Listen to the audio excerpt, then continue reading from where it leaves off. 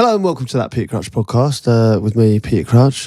Chris, start with me. No Sids. No Sids. He is away. We still don't fully understand exactly what he's doing, but I believe he was last spotted in Dubai. Yeah, it sounds like he's having a really good time, to be honest. Yeah. Yeah. So we're going to roll through this one as a bit of a two-ball, which is always fun. There was some interesting stuff that came out of last Friday's podcast, by the way. Especially in regards to well, I've had a lot of messages about sort of taking off your clothes in a sort of the same way Salah does. Yes. I just found it absolutely incredible that he took his shirt off in the manner he did with no fuss whatsoever. I just think, for instance, if you did stroll into a bedroom situation and, you know, when you are taking your clothes off, if you did it in that manner, I think it would be erotic. Yeah. And that's definitely something I'm trying to work on with my game as well, especially in the run-up to Christmas. Taking your clothes off in a certain way. I just want to be one of those brilliant lovers that can walk into a room and just sort of, you know, remove everything. It's the socks that are the biggest issue. Well, yeah. If I'm being really honest, what I normally do is try and get rid of the socks early doors if I think there's a whiff of if there's a sniff. Anything, you know. But sometimes you can end up both rejected and barefooted. Do you think you kind of let yourself go? Like, you know, you've been together too long if you just don't even bother with getting the socks off? I think so. I think it's kind of disrespectful, isn't it?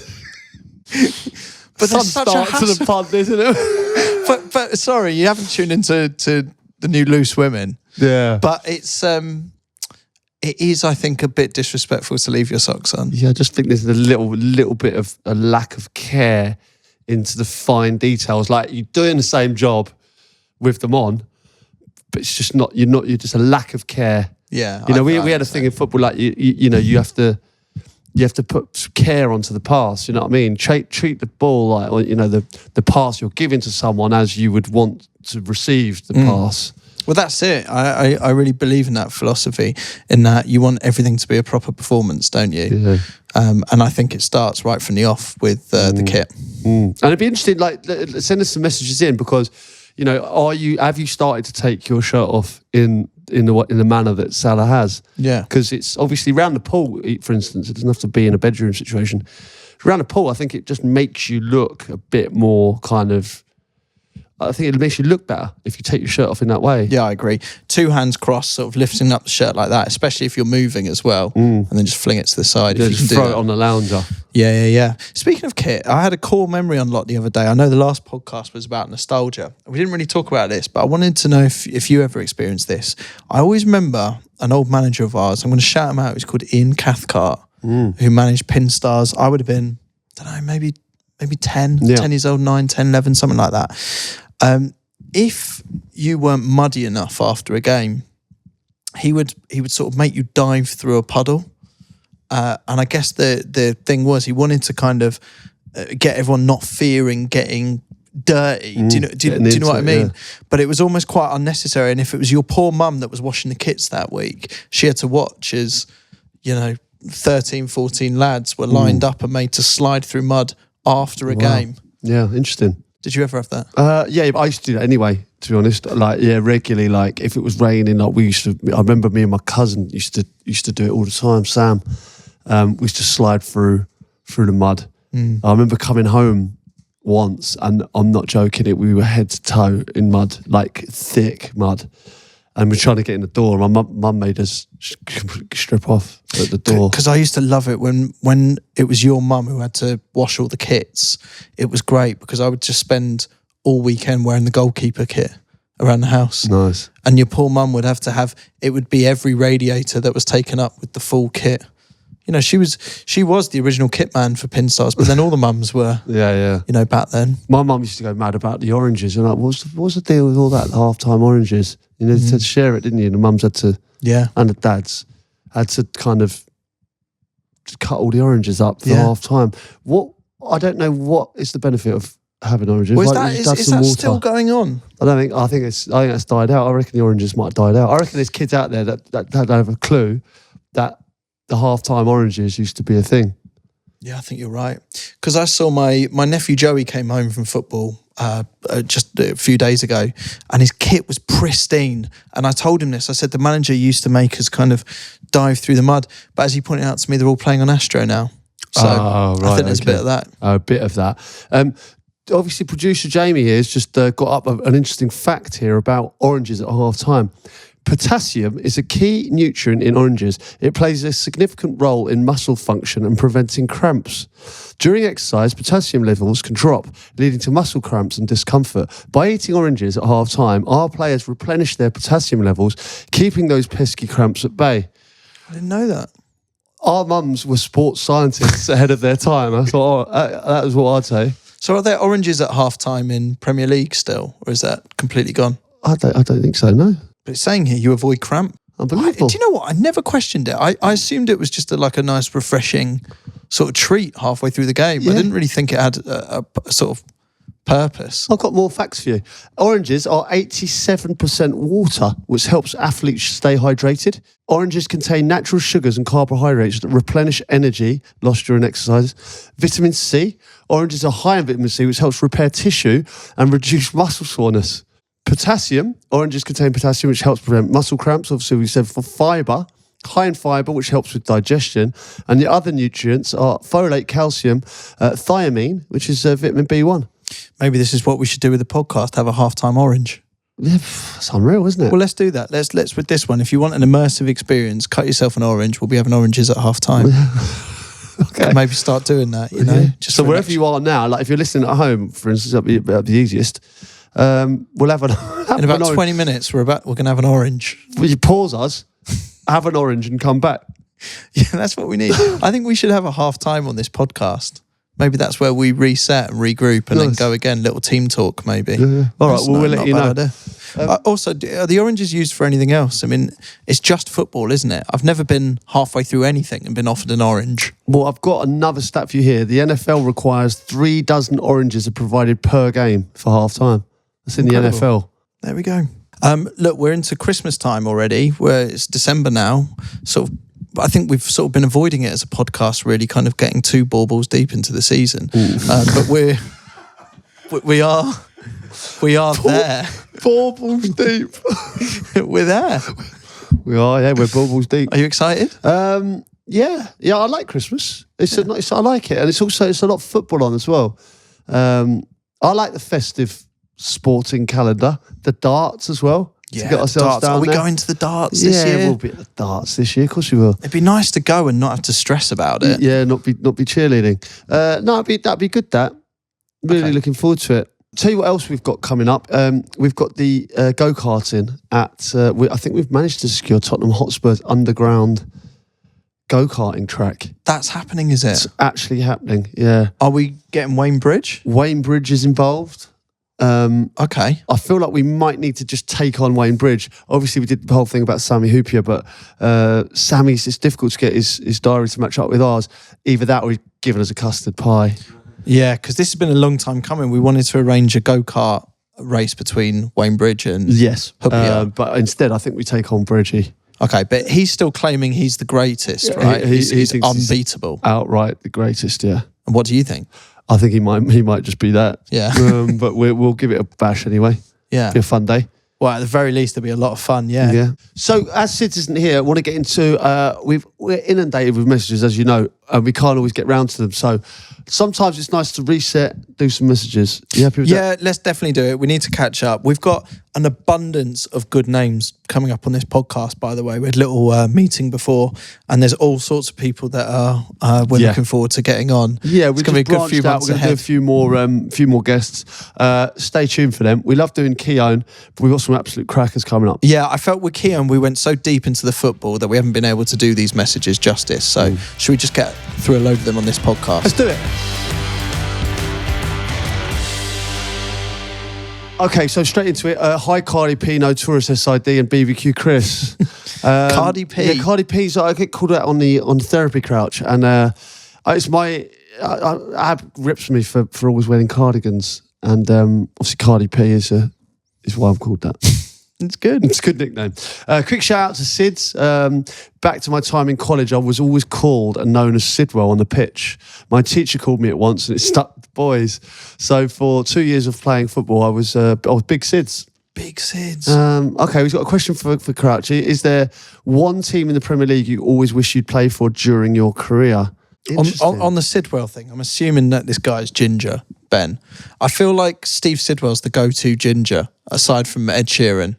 Yes, I would. If you're into football and you're ginger, you're Steve Sidwell, aren't you? Yes. Generally speaking. Yeah, I played with a lad who was called Scalzi. Yeah, okay, yeah. Also, maybe Kitson, maybe. Kitson. Do you ever think Kitson and Sidwell? I think Sids is definitely the go-to man now on the ginger front, as I am the tall one. I know lots of people. I told you I spoke to Sadio Mane, didn't I? And he said to me, can I have a picture? And I was like, what? Of course, Mane, brilliant. I want a picture with you as well. That'd be amazing. He said, no, I need a picture of you because someone in my village at home, it's called Crouchy. And I said, oh, fucking hell, what does he look like? Sure enough, big tall fella back in his village. Yeah. So we had a picture and sent it to Crouchy. I didn't know that story. Yeah. I really want to see him. Yeah. I'll see if I can get a picture of Sadio Mane's mate Crouchy. Okay, so the one team in the Premier League that you wish you played for so this is an interesting one because I guess during your career, rather than just looking at the teams now and sort of working out who you'd fit in. No, I'm so happy with the teams I played for. I don't think there's anyone like that really stuck out for me. I wish I'd spent longer at QPR. I wish I could have ended up back there at some stage. That was one. What about a sort of northeast kind of Newcastle or Sunderland? Yeah, so I almost signed for Sunderland. I was very close. Yeah. I felt like Aston Villa was a club that I played for that I didn't do justice for myself and the club there. I was signed, obviously Graham Taylor signed me at the time, and that was one that got away from me. I felt like I would have loved to have been a success there. And like I say, with QPR, I would have loved to have gone back at the end of my career or just had a bit more of a spell at QPR, you know? So I'd loved it there. But another team. What about Team GB? Do you not regret getting involved in that? I think you would have been a right laugh. Yeah, I would have liked to experience that. Yeah, because it looked quite fun. The way Big Meeks has been describing it. Yeah, it does look like it was a lot of fun. Yeah, that would have been a good. And to be in the Olympic Village, exactly, that would have been great. But yeah, I think like you say about the kind of northeast one. I always think like I know people that have gone up and played for Rangers and Celtic as well, and I know they're not a Premier League team, but that would have been. I think it's playing one of those old firm games. To experience that. Yeah, experience something completely different. I think would have been good. But if you're talking Premier League, yeah, I reckon there's something special about being Newcastle's number 9. Whenever I go up there, I feel like it's like a football city, you know. And when I think of the old centre forwards that have played well for Newcastle, you're all like the hero, aren't you? And I think if I'd have scored goals for Newcastle, I think that would have been, even the music before the game they play up at Newcastle, you know, like the crowd. I've always enjoyed playing as an away player there. And I think they understand football. They live and breathe it. I would say Newcastle. See, in my head, I can sort of imagine you playing for them. It'd be interesting to hear from Newcastle fans, actually, as to whether they could imagine you being a player for them at any point and where exactly that would have been. Because I'm thinking at that point that you would have signed for them, exactly what would have been going on. Do you know what I mean? The thing is, obviously, you know, I wouldn't, if I was playing at that time, you know, Les Ferdinand was a bit before me. Yeah. The Ashbury time. But he would have put a word in for you, wouldn't he? Yeah. Could have worked. But I'm not replacing Alan Shearer. So I'm talking just after that Shearer phase. Yeah. If I'd have got in there then, I would have been at a good age then, I think, as well. But listen, you know, these things don't work out. We're just all hypothetical, but if I had to pick one club to play for, I think it would have been them. No, I hadn't. Nice. I hope that answers your question, Ben. Sorry, there's a second part to this question. It's for you, Chris. If you had a career in professional football, what team would you have wished to play for other than Watford? Oh, yeah, but I think that's a different... I would have probably play for anyone. Yeah. Like, do you know what I mean? But you've got a choice here now. To pick and choose. No, but listen, the entire Premier League needs those pancakes up the left-hand side. They're all vying for your signature. Yeah. Where do you go? Oh, because I quite like the feeling of supporting an underdog team. I'd love to be a big fish in a smaller pond. Oh, really? Yeah. Rather than part of a big, like too big a club. Yeah, I get you. I'd like to be a legend in a smaller club. Yeah, Matt Letizia kind of. Letizia at Southampton's a good shout. Do you get what I mean by club that? legend. And I don't mean small club in a kind of like disrespectful way there. Yeah, you're not I just mean it's too easy to go United or City now, for example. But I think I really like the idea of, I like to think that if I was a footballer, I would stick with that club the whole career. Okay. Never take the money. Yeah. What I love the idea of is have the talent of Jude Bellingham, right? But being able to say, I'm going to stay at Birmingham. Right. And just be an absolute weapon for a number of years. But obviously that's not the reality, because I assume Bellingham makes his moves which make him a even more phenomenal player because he's playing at the highest level every week. Again, no disrespect to Birmingham. But wouldn't it be amazing to have such an affinity with a club? And to be fair, he does have that with Birmingham, doesn't he? That he would go and do the journey he's done and then come back to Birmingham at the end of it. Yeah. Well, give us a club then, the one that you like. Well, it's not Watford. I think Southampton's a really good shout. Do you? Yeah. You could be the Jason Dodd. Yeah, I could be. Yeah. You imagine that? I imagine Jason Dodd like right fullback and Chris Stark left fullback. Club legends. But I think you did very well to play your career by going club to club and generally keeping the respect of all the fans and moving on for reasons that were sometimes out of your control. But being a one club man like that would be an amazing. Yeah, no, amazing I would have loved to have been a one club person. Like, just the circumstances didn't work out for me. Like we got relegated and I did well. Then I had to kind of move on. The club was QPR and administration at the time. Little things like that, and you kind of progress your career. I would have loved to have just played for a club and stayed there. And even if you can turn down the money, the club often can't. Yeah, that's the problem. So it's out your hands, right? And also, I didn't move for money ever, genuinely. And I moved to further my career at every point. That we always found, like, I sat down with my dad and agent as well. You always found that, like, the money takes care of itself. You know what I mean? If your career's correct, if you go to a club because you think that they're going to succeed, if you're going to play. There's so many different footballing factors that financially it didn't come into it. I always think you're just going to get looked after wherever you go if you're playing well. So it's all about the playing side. And was there a club when you were looking at retiring that nearly stopped you from retiring? Was there? Well, I almost stayed. I was at Burnley when I retired, and I think there was an opportunity to stay there for another. But was there not one year. more shout for? I've always thought sort of Notts County are quite good at getting do you know what I mean? Getting a big name in, or no, I could have gone. I mean, could I have gone down the leagues? I would have loved to have gone to QPR, but I just didn't. I didn't feel that I was going to do them justice. You know what I mean? Why? I don't think I was quite. I mean, I was. But 38. when you left Burnley, you could have done another season, couldn't you? Yeah, I felt fit enough, definitely. But I don't know. I didn't feel like. I wasn't the player I wanted to be going back there. You'd only want to go back to QPR if you felt you could properly be effective. Yeah, basically. Yeah. That's very honourable. Well, yeah, I would have liked to have. I wouldn't like to kind of tarnish. Like, people like me down there as well, and kind of I feel associated to the club.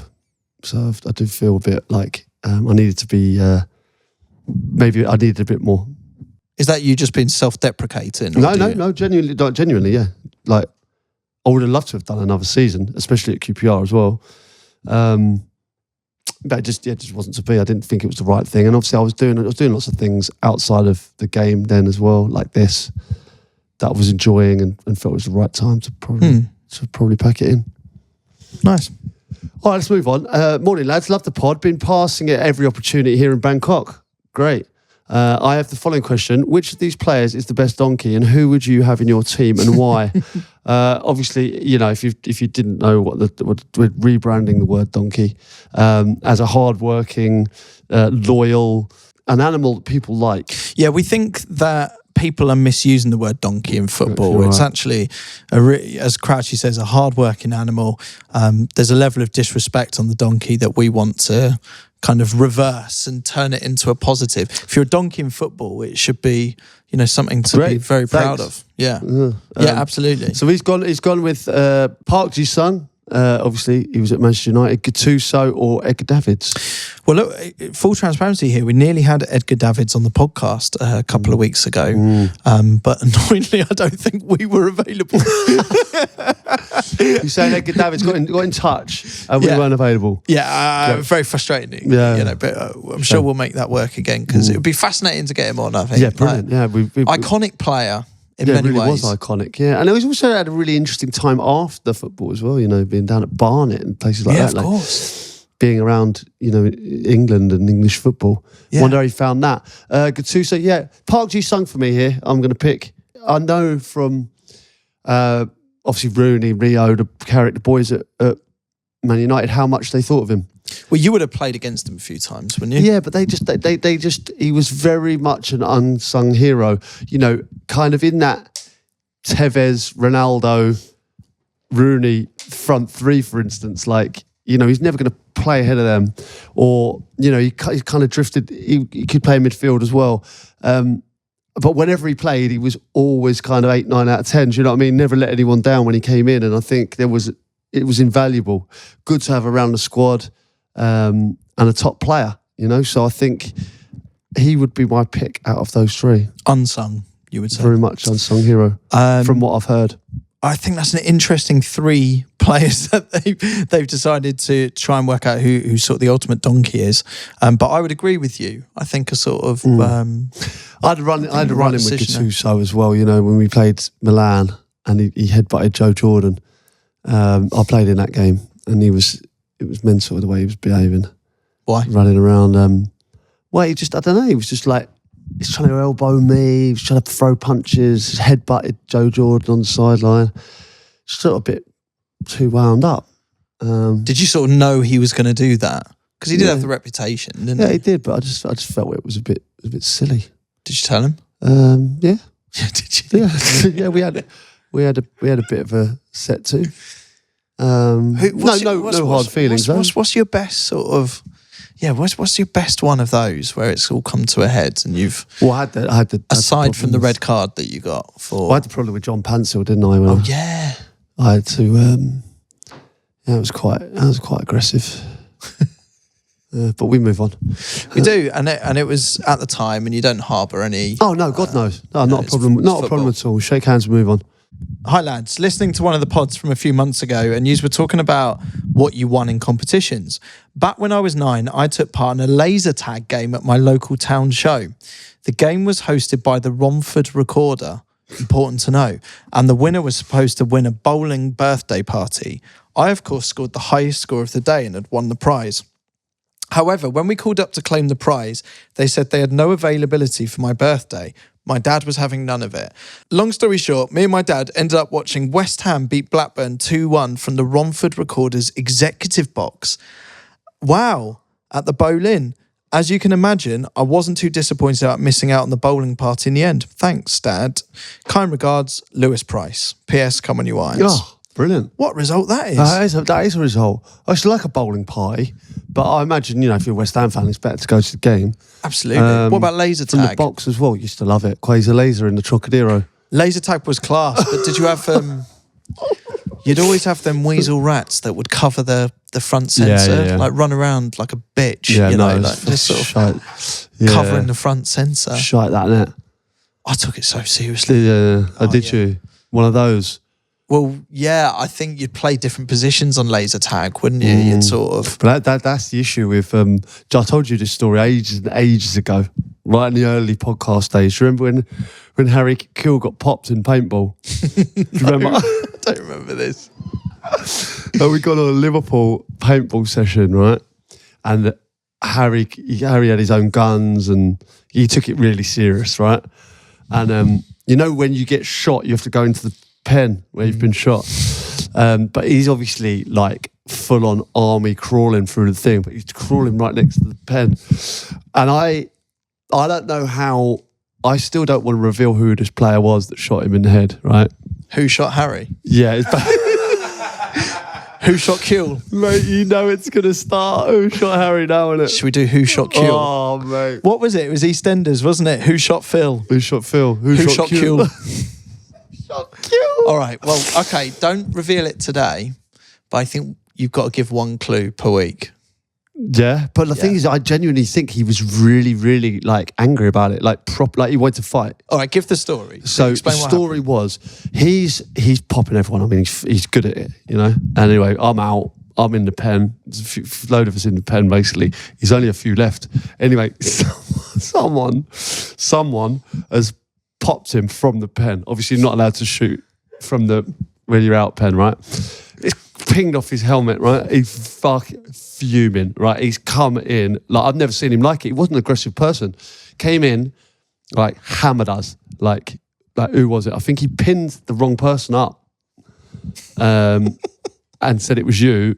And they said it wasn't. It wasn't. I think I had to say, look, it wasn't him. And he said, well, fucking tell me then. No one told him. No, everyone stood strong. Had a good team unit at that time. We all stayed short. No one said a word. And I think he would have thrown a punch. Did he just refuse to then be out? Because he knows that it was one of you in the pen, right? Yeah, he knows it was. So Yeah, what was he angry about? Because He didn't have to come out then. Well, because he's like, no, that's not. You can't shoot from here, you know. He was a stickler for the rules. Yeah. And anyway, one of the funniest things I've ever seen, if I'm honest. But also, again, it was quite nerve wracking because he was ready to go. And I just thought I didn't want him to get the wrong person, so I had to kind of say that it wasn't him. But yeah, I mean, you can guess all you want, but I mean, it was 2007 Liverpool team.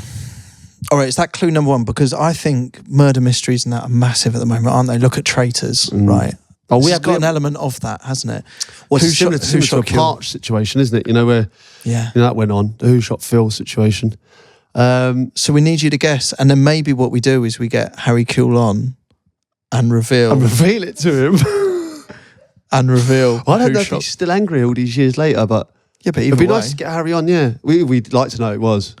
All right, so clue number one: Who shot Kewell? 2007 Liverpool team. That's all I'm giving away this week. Okay. Be another clue next week. Send your guesses in, okay, all over social. peter.crouch@acast.com if you want to send us an email. Hashtag Who Shot Kewell. Hashtag Who Shot Kewell. Yeah. I know that you're just racking your brains now, but... well, I'm just thinking about Who Shot Kewell now. Like, I'm thinking we dress up... I'm sure we talked about it on the podcast before, but I don't think we ever revealed it. It was still a bit raw. I don't think we did. But now another decade's moved on. Perhaps we can finally. Well, perhaps, you know. All right. He might want closure. Do you know what I mean? He's been hanging over him for a long time. All right. Well, look, have a think right now. Start thinking of that team. We'll go through more clues, and we'll perhaps get a sticker album, go through the team for next week, and just slowly narrow this thing down. Yeah, brilliant. Okay, should we move on? Crouchy, Bonfire and BBQC. Of course. I'm a massive fan of the pod, been loving it lately. Couple of things I wanted to mention. Do you think that VAR would work better in a challenge scenario? Other sports like tennis, cricket and NFL allow the coach to challenge a call, meaning that the game is only stopped when a call by the ref is questioned. Maybe something like 2 challenges per half, or 3 per game for each team would make it more interesting, somewhat of a hybrid of the past and present situation of the game. Love it. I think this is genius. Because right now, with the technology we've got, VAR will not be able to solve every call. And it's only used in specific circumstances.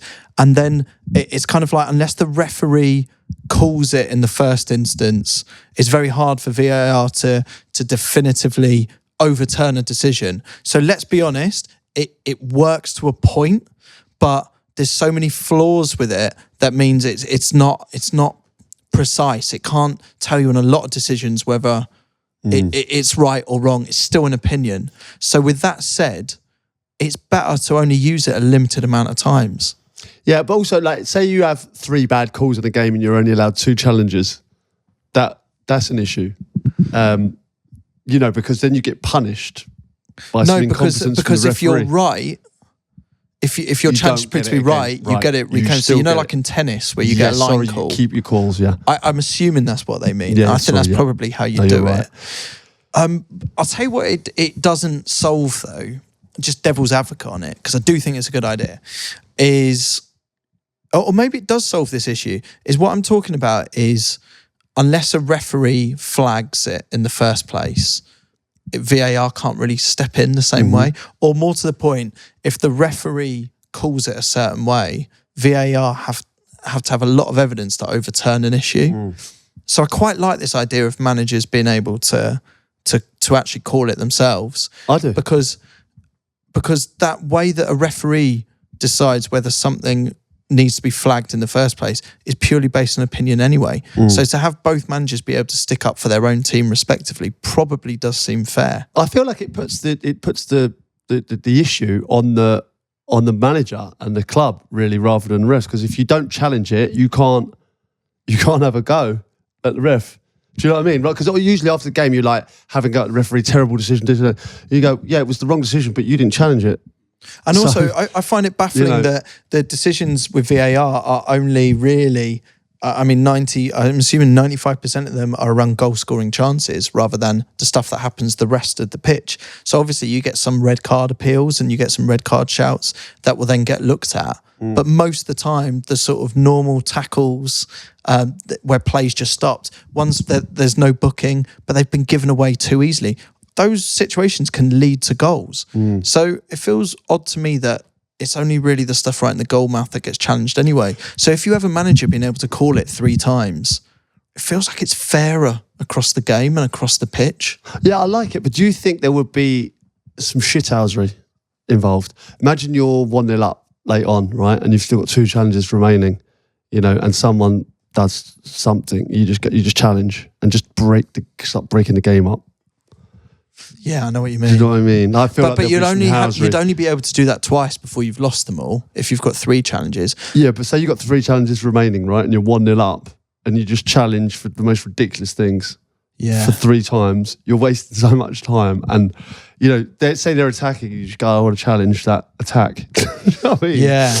But every time the ball goes out, you just challenge. But imagine how the game will change if, say, how about this for a scenario, right? 80 minutes, a team scores, the other manager then has to have a discussion with their team and go, shall we challenge it? Right? They lose that challenge. So they've lost all 3 of their challenges. So a player's gone off celebrating and then all of a sudden the manager challenges. That's high drama in itself. They then lose that challenge and for a whole 10 minutes they've got no more challenges left. So the other team can just go flying in with tackles and everything. Do you see what I mean? Oh, yeah. Yeah. But they can still get sent off by the ref. Well, that's true, yeah. That's true. And also, offsides and that will still get called. It's just, you could probably push your luck a bit more with it. Oh, I kind of like it because it gives this role to a manager, which, I don't know, you could just... also, what I love about it is it means celebrations will come back in anger. You're more likely to celebrate a goal if you're not having to constantly fear it being challenged because you won't have every goal picked over. I hate that because every goal is. Yeah, but like at the end of the day, most goals, there's always someone fuming about a decision. Yeah. Do you know what I mean? So most goals will get challenged, I reckon. Yeah, but I think if you've only got 3 challenges in 90 minutes, you're going to have to be using them sparingly and at the right time. Look, it's a very interesting idea. Okay, let's do another question. Good day to the Barbecue C, Notorious, and Crouchy from Bahrain. I thought that was my nickname for a minute. Crouchy from Bahrain. I'm a regular... It might well be now. You did express interest. Crouchy from Bahrain. Well, would you explain that seriously? Like if that became my nickname, Bonfire, Barbecue C, and Crouchy from Bahrain. I'm a regular listener, and I'm looking for some advice from San Marino's husband. That's you. Interesting. Did you see, by the way, San Marino a week or so ago saying that basically putting the hat in the ring for playing City when they were in a bit of bad form. Yeah, I had a load of City fans tell you, Mr. to pipe down. Who does she think she is? Okay, what 2 results? I coach football here. I assume he means Bahrain. And I'm working with a player who loves the game, is open-minded, has got a good shot on him. He's going to be likely 6'5" plus, as his parents are both over 6 foot. He's struggling particularly with using his body to protect the ball at the moment. I was wondering what advice Crouchy has received that might help him through the years, and if he had some advice for me to pass on to the player that I'm coaching. Thanks in advance. Keep up the good work. Sean. P.S. Can you give 24N Sports Academy a shout out, please? Well, there's your shout out, Sean. Good question. Yeah, that is a good question. Yeah. Quite a technical question. How would I use my body? I felt like when I came up against players that were stronger than me, you know, I was very tall, but I was, you know, I'm not like massively built. So there was difficult. So I would quite often be away from the defender. I wouldn't allow myself to be kind of stood still where they come kind of through the back of you or over the top of you. I would always like quite often if I wanted to receive the ball in front, I'd be behind the defender.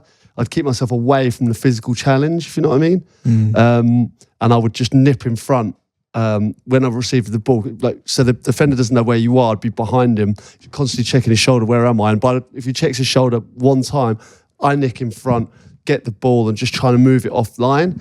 When I say move it offline, I'd be like, rather than having the ball, receiving it and backing in like Bobby Zamora was brilliant at it. Mark Hughes, you know, just to back into the defender, just hold the ball.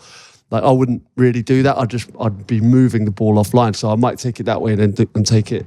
So you were always trying to bring it into a space. Always trying to move away from the defender to wherever the defender wouldn't be. And that was because, you know, if there was still a defender, I felt myself physically I could handle him.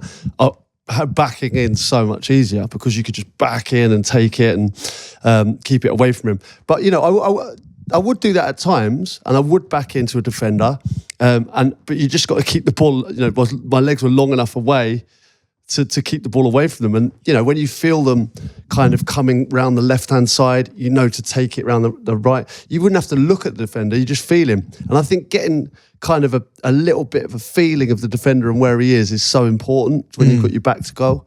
You know, I would chest the ball down, try and get it down really quickly, and then just feel where the defender is. Not hold him off, just feel him. And if I felt him coming around the left, he has to come through one side. He can't come through the middle.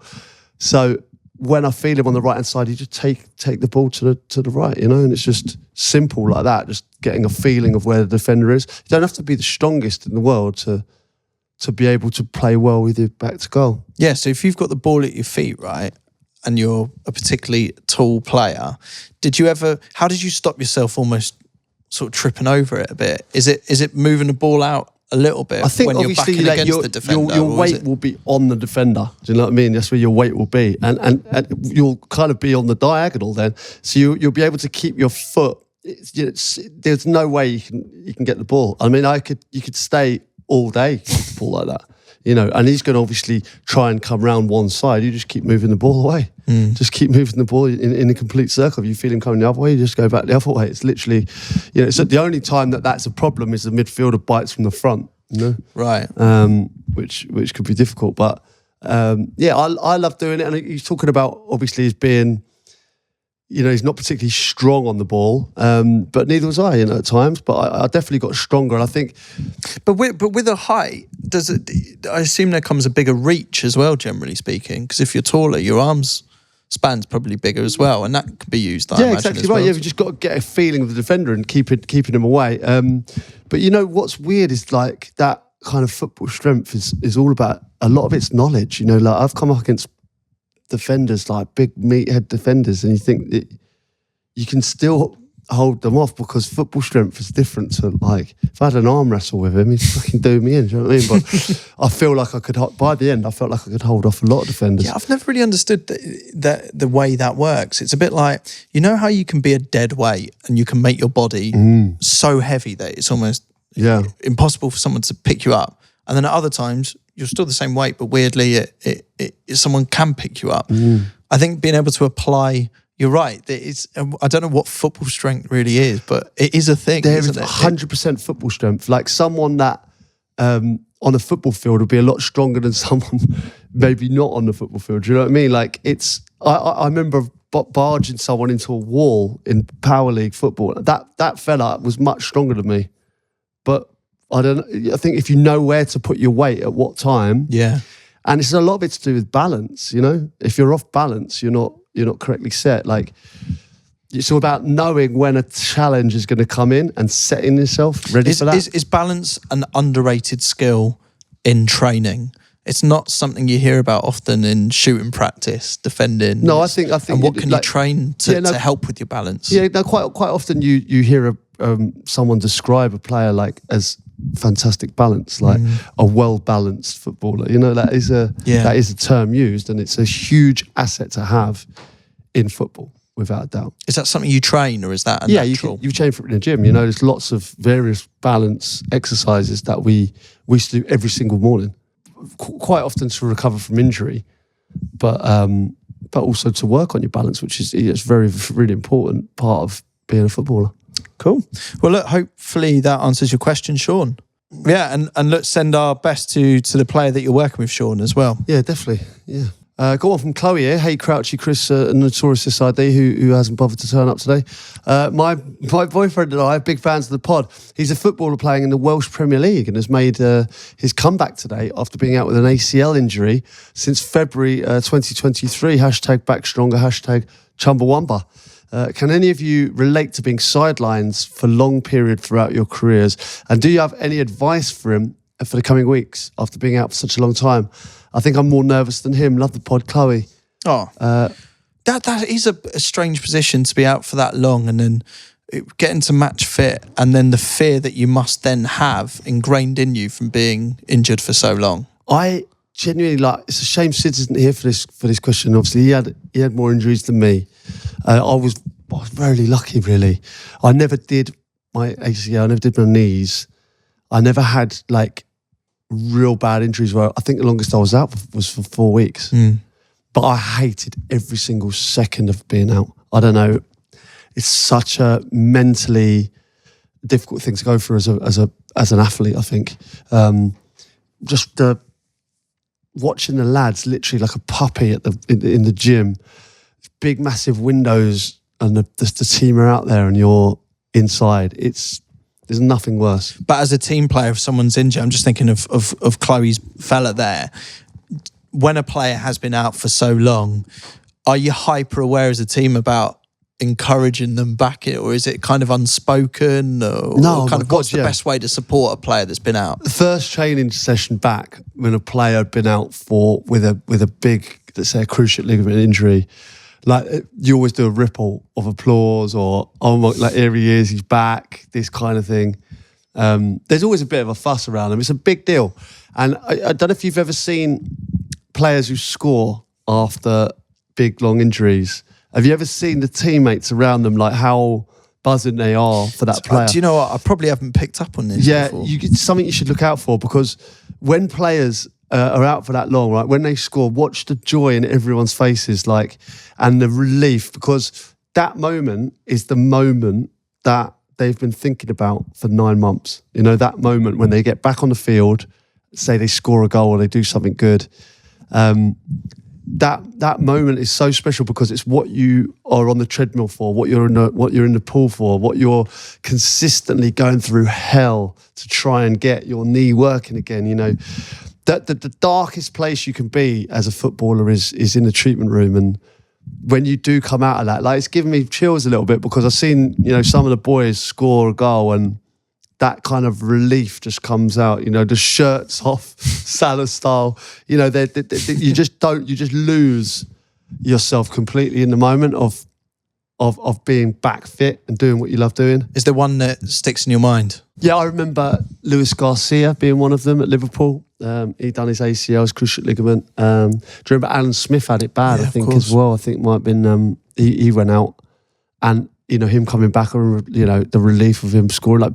When you see people working so hard at what they, to get back fit and then score the goal, and it gives, I think, certainly being in the game, gives you a smile no matter who it is, because you know how hard they've worked to get back. Yeah.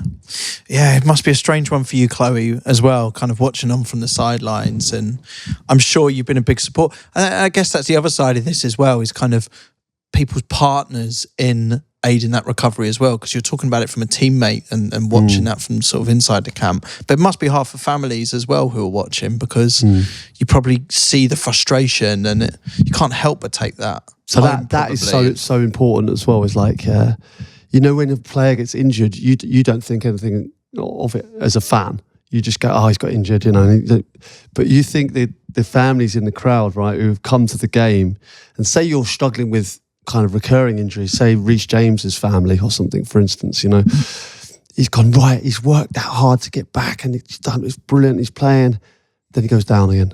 And because you've got to deal with the fallout from that. It's not just, he's going to be in a bad mood. He's going to be absolutely devastated. You've got to try and pick him up. You've got to know what the right thing to say, how to manage that. And that's obviously a difficult part that mums, dads, people go through, is picking up the player that's gone through these injuries in this tough time. And yeah, it's a difficult place to be. Certainly the house after you're injured. I mean, it was bad enough when I missed the chance. Go home and you'd want to just curl up and freaking and you've got that. If you're the person closest to that athlete, then you got to try and pick them up. And did you ever get a sympathy tea? To be honest, I didn't really give a fuck. She just changed the subject instantly, and maybe perfect. And I genuinely think it was the perfect situation, because no matter what happened, injury wise, like she'd know that would be hard for me, so she would help me with that. But if I missed a chance, it's just shut up. It's only a game of football. I always get a lasagna if it's my. If you've had a bad day. Yeah, I always tell she feels sorry for me if I get lasagna. Yeah.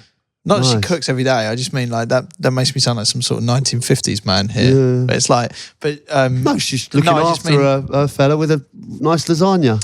This is what I mean. I was saying to her, food can be this as well. I think like I was saying this, that I've realised my love language is lasagna.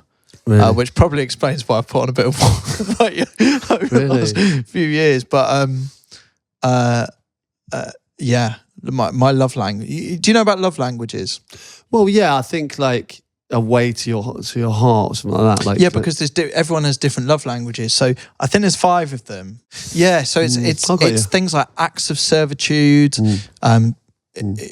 Gifts could be one. I think even touch is one. Telling them that they look nice. That sort of thing. And everyone has a different love language. So what might work for you and make you feel better, you might like to be touched. I do at times, yeah. So that might be your love language, right? For me, it's just give us a plate of lasagna. Really? Yeah, I love it. I remember that. Hey, I know someone loves me. It's not just the couples thing. It can be your mates as well if you need cheering up. Oh, well, I'll bear that in mind. Yeah. I think it's important to realise everyone's got a different one of them. We get a lot of messages into this podcast from people who are like, I've had a bit of a shitty time of late. And they're always so lovely that people want to reach out to us with or trust us with those types of messages. And I'm really frustrated I can't just send them lasagna. Really? Yeah, okay. Well, that's interesting. But if I'm ever having a rubbish day, just deliver me. Okay. Oh, we'll do. That's interesting, yeah. It's interesting, like yours is lasagna and, Jamie just gets naked and has a shit. We've all got our different ways. We've got our vibes, haven't we? We've all got a different thing going on. All right, highlights. Found this tweet that perfectly combines 2 of Peter's favourite pod topics, catfishing, footballer socials, and losing the office analogy. They are actually my favourites, so I really enjoyed them. Feels like there could be more football office crossovers to unearth. Here's a couple I thought of. An office fines list, £20 in the kitty for making a shit cup of tea and the like. The office pre-season tour. Carol from accounts getting a beasting on the steep hills of the Austrian Alps. Can the lads think of any more? I like this. So take your office like on a pre-season trip. I think that's really good. Because I think you grow up at school having school trips and things like that. And I think the office equivalent is what they call team building day, which is the nearest thing you get to it. Yeah, like could you do a mid-season break, for instance? Yeah. In the office? Could you take them to Dubai for 5 days? But this is what I find so ridiculous about footballers. So it's actually a very interesting point they've got here, which is the idea that, Carol from accounts goes to Dubai midway through the year just for a mid-season The break. office takes her. The to office, Dubai. or the office will go to Dubai to do that. To most people listening, I'm sure that idea would sound mental. Not many businesses are doing that. What's warm Do you know weather what I mean? training? Do you know what I mean? What's warm weather training? You can train. It doesn't matter if she's in accounts, for instance. You can walk. You can take the office outside. You can, take it on a sun lounger and But why have train her. why have footballers got to do this? Well, it's just a chance to kind of, when the shit weather hits, to do something nice, to refocus, re-energize. So why'd you take a holiday anyway? That's what I'm saying. It's not a holiday, is it? It's a work trip. No, it's a refocus. Get the team together, so all the accounts teams can go. Yeah, okay. And you can discuss it to Dubai. It has to be Dubai. There's only one place you can go in a football warm weather. So. Where are you at this? There was a lot of talk with the new United manager about the trips that a couple of the players went on. I think Rashford was one. I think, was it Casemiro was the other player, I think, went to New York. And it's kind of been spoken about a lot, but it did remind me that it'd be good to kind of understand how it was for you. In that little break that happens. Yeah. Would you take a trip to go somewhere so far away? Yeah. I genuinely didn't go really far away, no. By choice or just by... I remember the first one I ever got, I didn't know what to do, and I was single at the time, and I obviously didn't want to go with the lads anywhere, right? So I took my mum to Gran Canaria.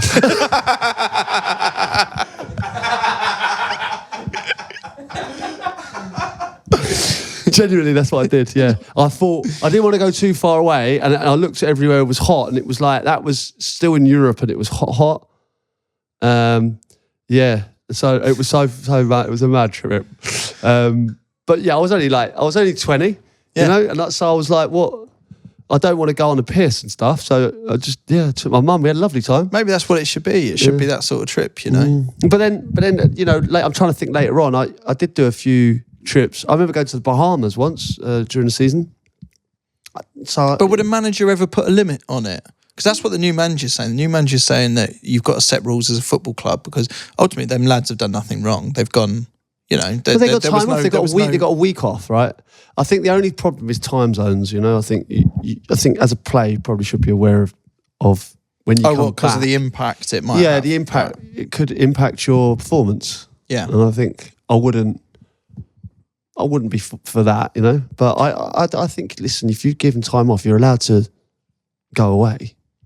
But did you have a manager at any point that was strict about where you would go, or were you generally left to it? I remember one manager taking the passports off us, saying, right, I'm going to give you 5 days off, but you're not going away. So collected the passports? Collected them in, yeah. Wow. I mean, that's probably an infringement of our human rights. To be quite honest, I don't know, because I'm half tempted to say who was it, but I don't know if that's. I mean, I assume you did it voluntarily. So yeah, we handed them in involuntarily. Yeah, but I mean, I don't think we'd have got the days off if we didn't.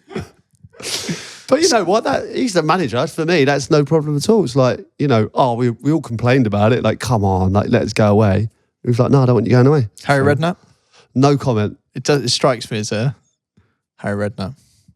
No comment. No comment. Okay, cool. Louis, thank you so much for that message. Right, hi guys. Long time listener, big fan of the pod. Just had a dream where I was on a tour bus with Crouchy, Notorious S.I.D. and Starkey BBQC, and you were sat next to Pirlo and Costa Curta. I'm there telling Pirlo how good he was, and I always bought him on Championship Manager. And I am telling Costa Curta how unbelievable he and Baresi were too. But I had to make them younger sometimes to add a few more playing years on. I'm asking all the questions for the pod. If you could watch one player from any era in any game, who would it be? Bonus question, any weird dreams involving football? Cheers, Tom. Oh, okay. Well, so I know this because this is the early Championship Manager, and I was all over it then.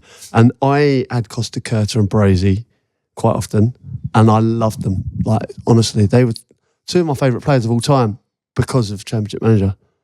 Costa Curta. Isn't that mad how some players get sort of legendary status through games? Yeah, I mean, like Oliver Bierhoff. I told you, I've done countless times on this podcast. I discovered Oliver Bierhoff at Udinese, and then he obviously went on to have a great career after that. But I discovered him. Neil Lamptey was another one at Aston Villa. Unbelievable on the game. So if you could watch one player from any era in a game, is that taking a player? How would you answer that question? Is that taking a player from a past era and fitting them into Yeah, well, there's three, and then, you know, for me, three spring to mind. Brazilian Ronaldo. Of course. Like, I'd pay to watch him every week. At where are we thinking? Well, Inter was where I used to record him. Some of the stuff he did at Inter was outrageous. Yeah. Barcelona, again, outrageous. Ronaldinho would be another player, I think. Yeah. Maradona. Do you know what I'd love to see? Just because I'd love to experience a game and sort of the madness that came with it. Because there's a lot of great footballers that you've seen a lot of like their greatest goals, and it feels like you've got a sense of how brilliant they were. But I'd love to be at a game and watch like Vinnie Jones and John Fashanu. I know what you mean, yeah. And just see the chaos of those games. Like, I've watched almost unregulated. Like, imagine being there for 90 minutes and just seeing these guys. I've watched video a lot live. Have you? Yeah, genuinely. Yeah. I was I'd love at to see QPR and Chelsea. I watched him, and it was a good watch. That's what I mean. I'd love to see a game where it's like not many of the fouls were given. It's almost seeing these players. You're not just seeing moments of brilliance. You're seeing a totally differently policed game of football. And I'm sort of fascinated to see, because I think where I started supporting Watford was, I think every generation probably says this, but it was right at the tail end of where you'd have, say, a real old-fashioned centre-back. We had like Neil Cox and... Well, I remember playing against a few of those at Watford. You know, John Ardley was Sean in defence. Dyche was down there, wasn't Sean he? Dyche. I played against him as well. Yeah, and it felt there was still this slightly sort of... I don't know how you describe it. Raw and real, like... I don't know.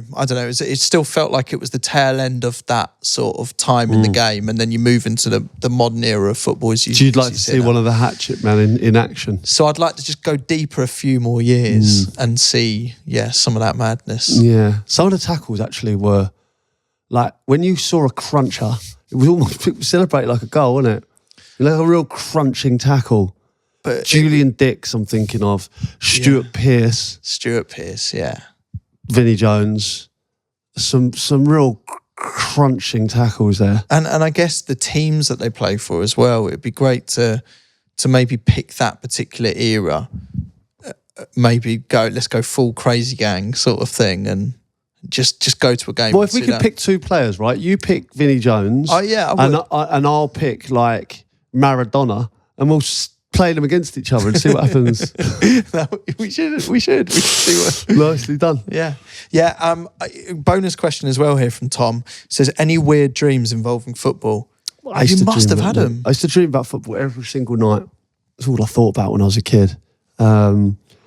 Various different things. I remember some nightmares where you couldn't score. You know, like genuinely, like I'd play everything out in my head and I just could not put the ball in the back of the net. Is that your recurring nightmare? Yeah, you know those just like... Stress dream. And then I think to myself, while I'm in this dream of sleep, just fucking put it in the back of the net. Do you know what I mean? Like, what is going on? So describe it to me. Would it be a goalmouth scramble? No. It was quite a clean, say, cross. Quite often it would be a header and I'd hit the bar. Quite often. And then I'd think to myself, even when I was a Premier League player, I'd have this dream and I'd think, and I'd still hit the bar and I'm going, come on. Because my stress dream is none of the buttons working. Right. Like on the radio station. So you're just talking, but nothing's firing. No songs are firing. Or I'm in a club and the equipment's just not working. Wow. But that's the same as what you're describing. Yeah. It's just weird, does everyone have stress dreams about their jobs? Really? So is Carol from accounts? What's? Yeah, mate. She's not accounting correctly. What? I'd love to know people's stress dreams. I'd love to know is her computer just like not adding up? Like put it in anyway. If you're a bin man, right? You just can't get it. You can't lift throw the it in. bins. You can't throw it in the back of the lorry. What? It's just not accepting it. It's yeah. Imagine like dartboards. Like it's just not going on the board. I'd love to know if every job has stress dreams. I assume it does. I heard this fact the other day. I think it's a fact, might not be. You might hear an alarm going off in the background. It's all kicking off around here today. I heard this fact about dreams. was everyone that you dream about is someone that you've encountered. So even if you're in a crowd of people, they're all people you've either walked past or bumped into. You don't have the ability. You certainly don't have the ability to make a new face up, completely new face in a dream. So if you think how many dreams you have where you're like in a crowd situation or like whatever you must dream about, every single one of those people, if you happen to dream about being in a stadium, every single one of those people that you're looking at is someone that you may have walked past on the street, in a shop. That's so strange. I know what you're saying. 'Cause when I think back to some of my football dreams, quite often I'm dribbling past quite famous people. I've done it before. I remember like Sylvester Stallone might be the right back. Do you know what I mean? And then like Denzel Washington centre half. It's basically soccer age. And and Madonna's in goal. Do you know what I mean? Like, it's not, isn't it? I wish we could see your dreams. You don't want to see all of them. All right then. Well, listen, it's always interesting those, aren't they? Well, it kicks up a few conversation starters. You know, let us know your stress dreams, especially if they've involved footballers. In fact, let us know any of your dreams involving footballers, even if they sound mental, even if they don't quite fit together. You know, send them in and we can have a little chat about them. But also this who shot Kewell? Yeah, I mean, listen, get your answers in. We'll see how far you go. You know, ask me for another clue. I'll potentially give it. I don't know if I can give this up, but you know, it doesn't stop people guessing. Yeah, but do you not remember all the press around the time of the Who Shot Phil thing? And I remember, was it Lucy Benjamin going out in a T-shirt the day after? She wore a T-shirt, she was getting papped and everything. I shot Phil. Oh my God, that's outrageous, isn't it? That's what this needs to get to. This needs to become... You know, and fair play, Harry Kewell's probably gone on another podcast and actually just told the whole story. But, God. you know, don't spoil it for yourselves, everyone. Because I don't think he knows. That's the problem. But that's the ideal scenario that he doesn't know. I don't think he does still. Okay, well, we'll try get hold of Harry Kewell. And until then, the mystery rumbles on. All right, we'll see you next week.